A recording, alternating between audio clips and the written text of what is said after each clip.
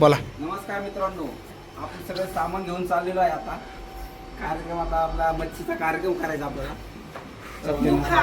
किती किती किलो आहे? 7 किलो आहे, 7 किलो. आणि खायला फक्त 5 जण आहे. 7 किलो डबे द्या.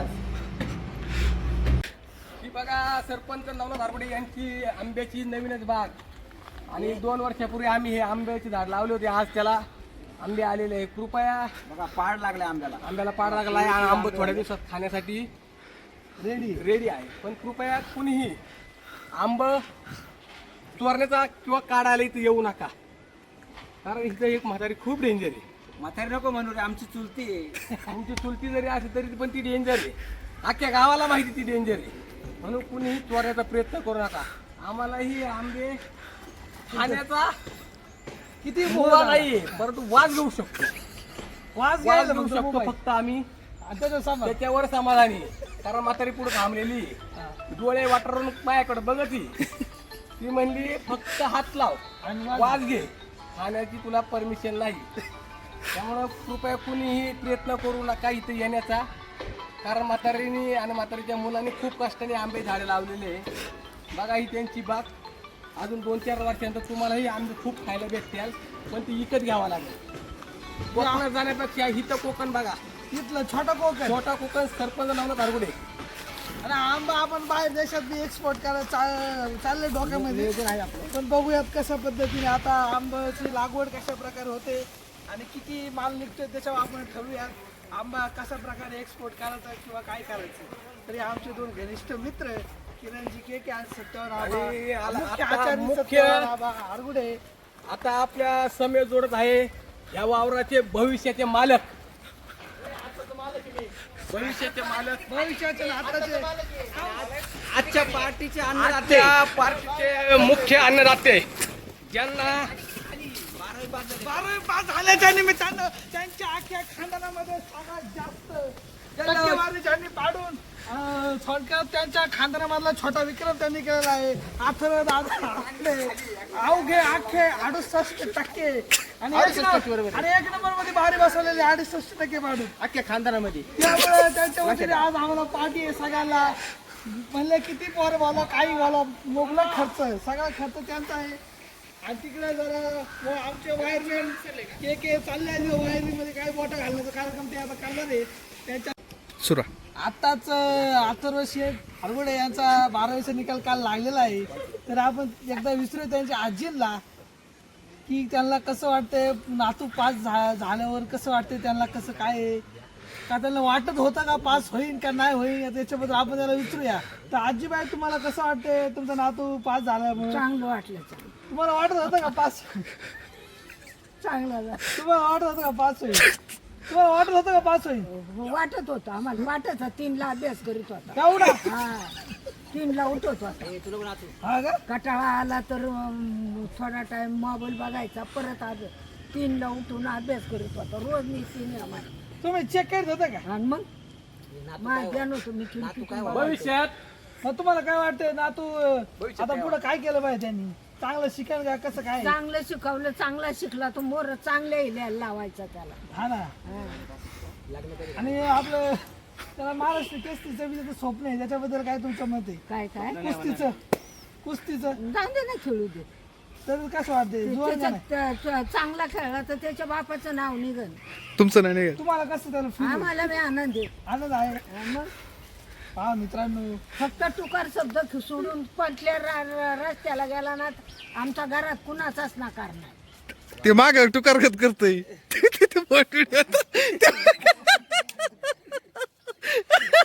मित्रांनो नाताच्या याच्यामध्ये आजीबाईचा किती मोठा हात आहे.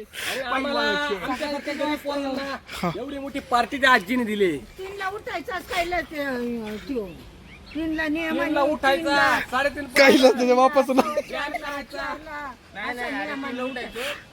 3ला उठायचा, 3:30ला झोपायचा, 4ला उठायचा. मत सांगा आता राव बोला.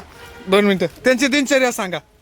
3ला उठायचा, पहिला आजीचा पाया पडायचा, माया कारण आजी ही त्यांची हे बघ आता आजी ही त्यांची गावातील प्रत्येक देवस्थानामध्ये जाऊन हरिपाठ गाणारी त्यांची आजी.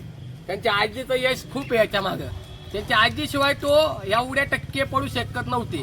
कारण सगळ्यांना वाटत तो 40-45च्या लेवलमधला मुलगा आहे, परंतु आजीचा आशीर्वाद असल्यामुळे, नाथसाहेबाची कृपा असल्यामुळे आणि आजी नाथसाहेबाची भक्त असल्यामुळे त्याला टक्केवारी ही त्याच्या अपेक्षेच्या बाहेर पडल्यामुळं त्याच्या आजीने अख्ख्या गावाला पेढ वाटायचं होतं, परंतु काही कारणास्तव त्यांनी ही फक्त त्यांच्या भावकीला व त्यांच्या भाऊबांधांना पुरतेच पेढे वाटून आनंद साजरा केला.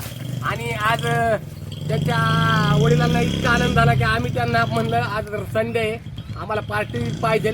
तर त्यांच्या वडिलांनी जवळजवळ 7 किलोची पार्टी ही आमच्या सर्व मित्र परिवारांना दिलेली आहे. आणि आमचे मित्र सगळे इथं पार्टीची वाट बघत आहे.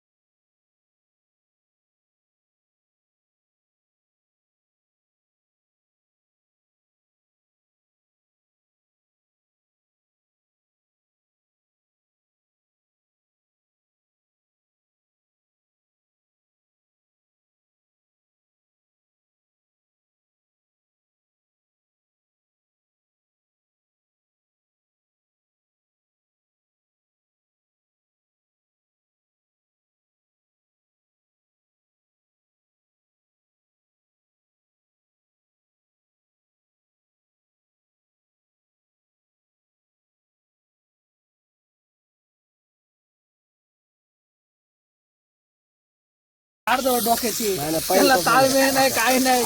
पहिला अपशगुन घडवलाय. मित्रांनो मेलेला मासा उडून गेला काळू. काय या ठिकाणी मासा गुतलेला आहे गायला बघा. आता मेलेला मासा तळून खाली पडला होता. मासा जिवंत झाल्या वाटायला लागला. माझ्याची कातडी सोडली आहे मी.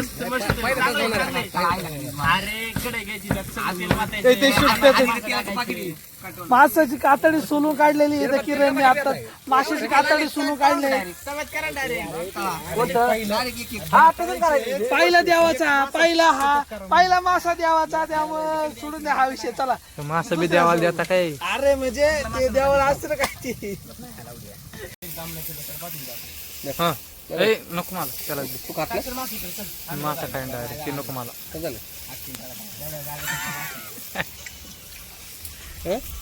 कसं आहे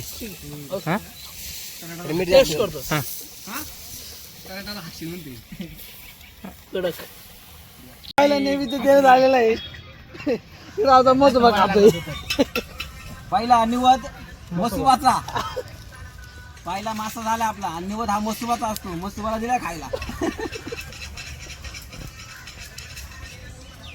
नंतर याला दाखवायचं. महाराज कशी टेस्ट चांगलं आहे का? काटा आला तुझी पारा थांब जरा.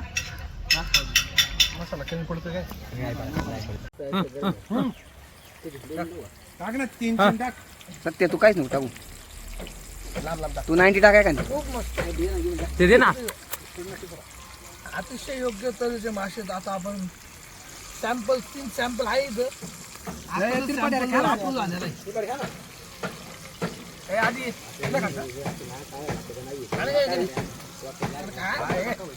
बहुत माल आहे आपले पास. बहुत माल वाला कसा झालाय त्याचे मला सलीला कोकणे कोकणे. एक नंबर झाला. चल जामा आले का हे पटा द्या टाका बाई. जरा पुढे चल.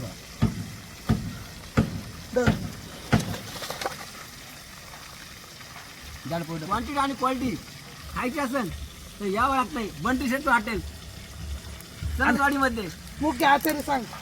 मुख्य आचार्य सत्यभान हरगुडे. क्वालिटी आणि क्वांटिटी म्हणलं की फक्त बंटी शेट.